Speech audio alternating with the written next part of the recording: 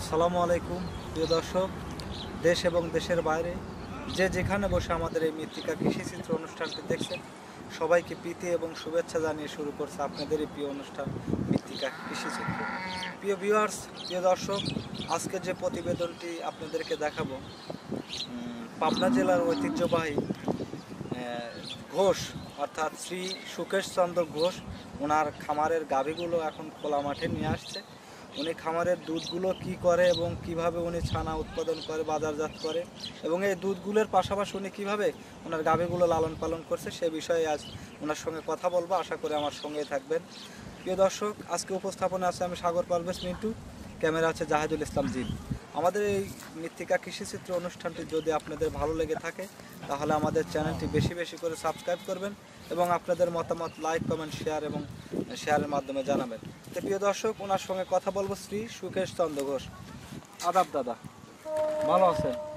আপনার নামটা যদি দর্শকদের বলতেন। না, আমার নাম শ্রী সুকেশ চন্দ্র ঘোষ। আপনারা তো ঘোষ। আচ্ছা, আপনারা তো প্রায় সংখ্যালঘু, এখন আপনারা কতজন ঘোষ আপনারা এই পেশায় আছেন? গ্রামে সবাই তো না, সকলে তো আছে, ধরেন 20-25 ঘরের মতনই আপনারা এই ঘোষ আছেন। হ্যাঁ। আচ্ছা, এই যে গরুগুলো তো সব আপনার? না, এই গরুগুলো সব আমার। আপনার। কতদিন যাবত গাভী লালন পালন করেন আপনারা? এটা আমার মানে বাপের থেকেই, মানে আপনার আব্বার থেকেই শুরু। আর আমরা জানিছি, যতদূর সম্ভব জেনেছি, আপনারা এই দুধগুলো নিজেরাই, আপনাদের ফার্মের দুধগুলো নিজেরাই আপনারা ছানা কাটেন, এগুলো কি করেন? আমরা দুধের মিথ্যা ব্যবহার করি। আমার দুধ আমি সমিতিতে দেন, পাশাপাশি হ্যাঁ ছানাও কাটেন। ছানা কাটি, আমি ধরেন বাইরে থেকে কিনে বেশি আর কিনে কেটে এদের দুধ থাকার পরও কিছু কিনে কেটে তারপর যখন চাহিদা হ্যাঁ সেই সময় আর কি আপনারা ছানা কাটেন।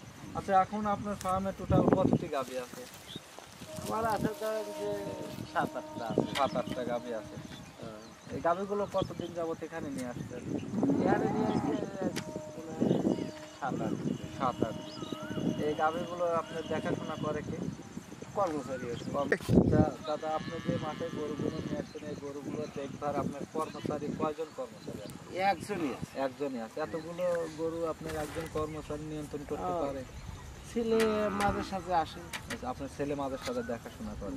ছেলেই এই গাভীগুলো তো ফার্ম থেকে এখানে নিয়ে আসছেন, কোনো সমস্যা হচ্ছে না? সমস্যা তো ধরেন জীবজন্তু হইতেই থাকে, ডাক্তার আছে আর পার্বতী ধরেন চিকিৎসা দেওয়া। এখন কত লিটার দুধ আসছে আপনার এই টোটাল গাভী থেকে? আমার ধরেন যে মনারাই 100 লিটার। 100 লিটারের মতো দুধ আছে। সবচেয়ে বেশি দুধের গাভী কোনটা আপনার এখানে? কি কি জাতের গাভীগুলো আছে? বোধ হয় আমি এই দুধের কতটুকু মানে পালের সেরা ধরেন এই এই কেউ কেউ ছাড়া নাই, মানে অনেক, এক কথায় এই কয়েকটা গাভী দিয়ে আপনি 200 লিটারের মতো বা 100 লিটারের মতো দুধ, ওই 100 লিটারের মতো। আচ্ছা, এই দুধগুলো এখন তো মাঠে নিয়ে আসলে দুধগুলো আপনি কিভাবে সংরক্ষণ করে নিয়ে যান? এগুলো ধরেন যে পারে করে বাকে আছে কিংবা পরিবহন আছে, সাইকেল আছে আর আচ্ছা, আপনার এই প্রতিবেদনটি তো সারা বিশ্বের লোক দেখবে, সেক্ষেত্রে কোনো লোক যদি আপনার এই গাভী কিনতে চায়, সেক্ষেত্রে গাভী কি বিক্রি করেন আপনি? সময় ক্ষেত্রে বিক্রি করি। দেখা যায় যে যখন একটু অভাব অনটন হয় হ্যাঁ। সেক্ষেত্রে আপনি গাভীগুলো বিক্রি করেন। আচ্ছা, এখন আপনি গাভীগুলো কি কি খাবার দিচ্ছেন? এখন ধরেন যে আমি খেসারি ঘাস খেতেছে, খোল ভুসি। আচ্ছা, এই যে আমরা দেখতে পাচ্ছি আপনার গাভীগুলোকে পায়ে রশি বেঁধে যেভাবে খাওয়াচ্ছেন, তাতে সমস্যা হচ্ছে না? পাওটা কেটে যাচ্ছে না? পাটা ওই যে কেটে কুটে যায়, ওই তেল ওই যে নিচে একটু বাঁধে, উপরে একটু বাঁধে, এইরকম ভাবে। আমরা বিভিন্ন জায়গায় দেখেছি, বিভিন্ন জায়গায় ঘুরে দেখেছি গাভীগুলোকে গলায় বা মুখোশ বা আপনি কিভাবে লালন পালন করে এভাবে দেখিনি। আসলে মাঠে আনার জন্য, এই জন্য মাঠে আনার জন্য। তাছাড়া বাড়িতে গেলে পরে ধরেন গলায় দড়ি দিয়ে বেঁধেছে। বাড়িতে গেলে গলায় ধরে সমস্যা নেই। মাঠে আনছেন গরুগুলো যাতে ঠিক মতো মানে খাওয়া দাওয়া করে, এই জন্য পায়ে রাখছেন। আচ্ছা, এগুলো এখন কতদিন আপনি রাখবেন এই মাঠে? গাছ 10 দিন আছে, এখন 1 মাসও থাকতে পারে, 20 দিনও থাকতে পারে, তার বেশিও থাকতে পারে। এখন রোদ বা বুঝে যে ঘাসটা খাওয়াচ্ছেন এটা কি ঘাস দাদা? এটা খেসারি গাছ। খাসারি ঘাস। এই খাসারি ঘাস কি গাভীর জন্য খুবই উপকারী? হ্যাঁ, উপকারী তো আছে, উপকারী না হলে পরে কি আর খাওয়া? এই খাসারি ঘাস যখন ফুরায় যাবে তখন কি খাবেন এই গাভীগুলোকে? ফ্যার খোল, তারপরে জামা গাছ কত দিয়ে কিনে দিলে। আচ্ছা, এই যে এত দামের বা এত দুধের গাভীগুলো যে এখানে রাখছেন, সেক্ষেত্রে খোলা মাঠে আপনার গাভীগুলো হারিয়ে যাওয়া, চুরি হয়ে যাওয়ার ভয় নেই? এখন ঘুম আসলে মরা, ঘুম আসলেই তারপরে দেখাশোনার জন্য লোক আছে। দেখাশোনা তো প্রিয় দর্শক, আপনারা দেখতে পাচ্ছেন যে খোলা মাঠে গাভীগুলো যে নিয়ে আসছে, গাভীগুলোকে পায়ে রশি দিয়ে আপনার সারিবদ্ধভাবে এই খেসারি ঘাসে দিচ্ছে, সেইভাবেই খাচ্ছে। এই গাভীগুলো ওনারা অনেক আগে থেকে এভাবে প্রশিক্ষণ প্রাপ্ত বা এই গাভীগুলো এভাবেই রাখে। প্রিয় দর্শক, আরও কথা বলবো, আশা করি আমাদের সঙ্গে থাকবেন। আচ্ছা দাদা, এখন এই গাভীগুলো যে খাওয়াচ্ছেন, সেক্ষেত্রে গাভীগুলোর এই মাঠে যে নিয়ে আসছেন, রোগ বালাই কি কি রোগ গাভীকে অ্যাটাক করে বা কি কি রোগ এই গাভীগুলোর হয়? এখন ধরেন অসুখ বেশি, ধরেন কোন সময় কোন অসুখ হয়। না, আমি বলতে চাই গাভীগুলোর কোন রোগটা বেশি হয়, কোন রোগটার জন্য গাভী নষ্ট হয়ে যায় বা বাজপ্ত হয়ে যায়? মানে এখন সব সময় তো আর এক রোগের চাপ করে না। এর আগে যেরকম হয়তো গরু মানুষের ঝুল, হ্যাঁ হ্যাঁ, জ্বর হবে, কেঁপে। হ্যাঁ, ওই ক্ষেত্রে ধরেন।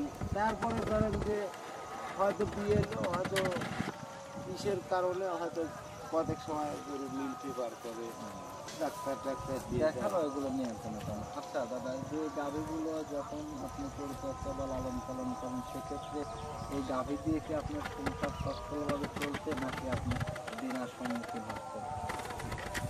গরু পাইলে লাভ নাই, খুবই কম।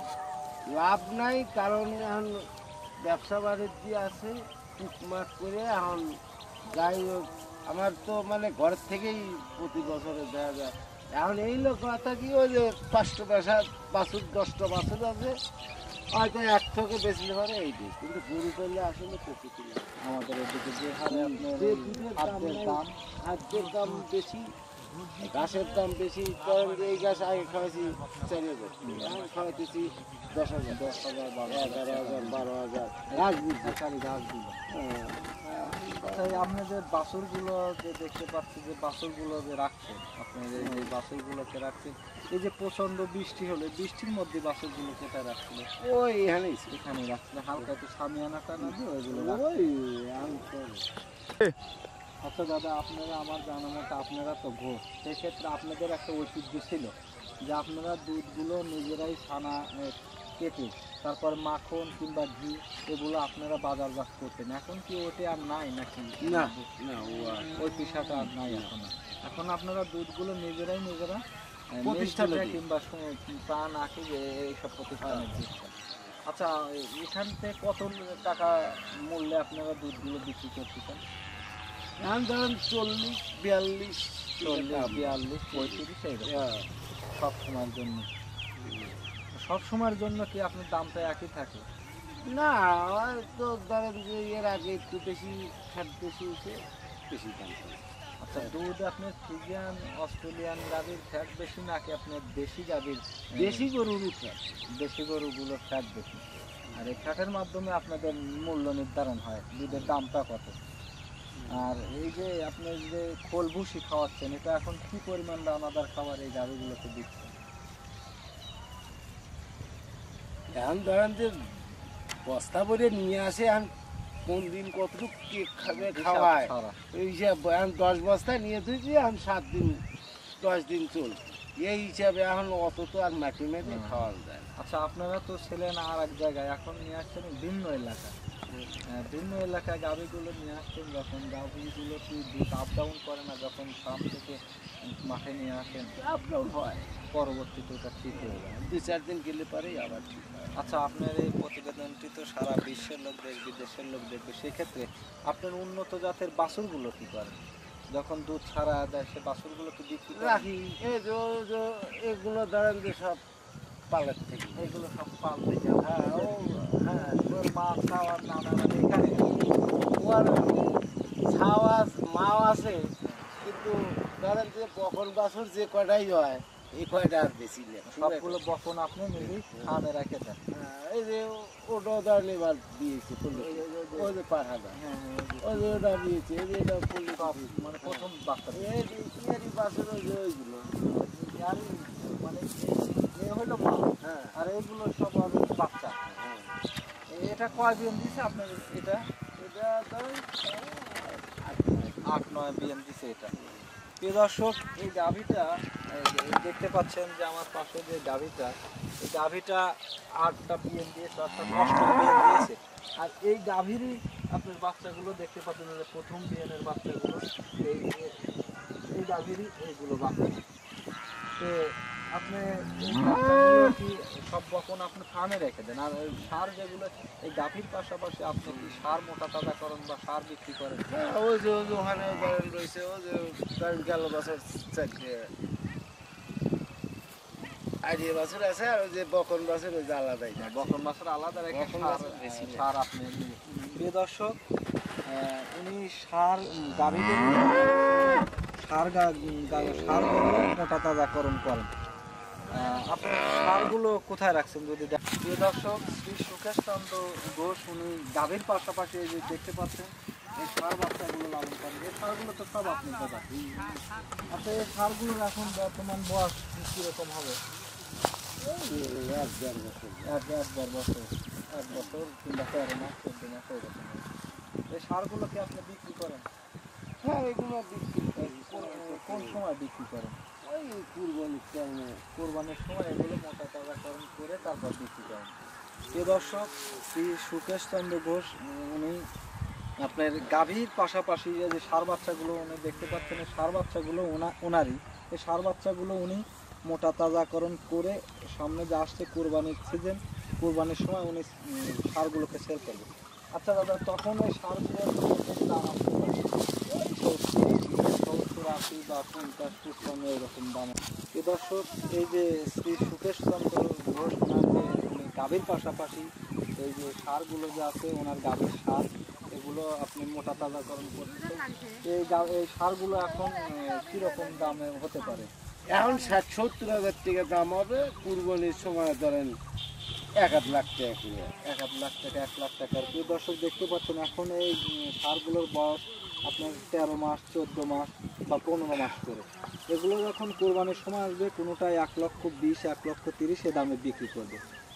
আর এখন এগুলোর দাম মোটামুটি আপনার 60, 65 বা 40, 55 এরকম দাম হতে পারে। আচ্ছা, এগুলোকে কী কী খাবার দিচ্ছেন? এগুলো কারণ খোল ভুসি খ্যাট দিয়ে, এখন ঘাস আছে ঘাস খাচ্ছে। এখন এই গাভীর সাথে যে ঘাসগুলো আছে এগুলো এক সাইড দিয়ে খায়, এরা মানুষ হয়ে যাচ্ছে। এতে কি আপনার দেখা যাচ্ছে যে বছর থেকে একটা মোটা ধরনের একটা অ্যামাউন্ট আসতেছে? না হয় না তো, ওইটা খায় লাস্ট ওইগুলো বিধি পালন করা হয়। এইটা দিয়ে ওখানে আপনারা করেন। যে দাদা, আমরা তো আসছিলাম একটা কৃষিচিত্র পক্ষ থেকে, আমাদেরকে আপনার মূল্যবান সময় দেওয়ার জন্য আপনাকে অসংখ্য ধন্যবাদ। ভালো থাকবেন। প্রিয় দর্শক, শ্রী সুকেশ চন্দ্র ঘোষ উনি গাভীর পাশাপাশি সারগুলো লালন পালন করেছে। আপনারা গাভী গরুর পাশাপাশি আপনারা চাইলে এভাবে পর্যায়ক্রমে গাভীর পাশাপাশি সারগুলো লালন পালন করতে পারেন। প্রিয় দর্শক, আরেকটি কোনো প্রতিবেদন বা আরেকটি কোনো সফলতার গল্প উপস্থাপন করব। আজকের মতো বিদায় নিচ্ছি। সবাই ভালো থাকবেন, সুস্থ থাকবেন। আল্লাহ হাফেজ।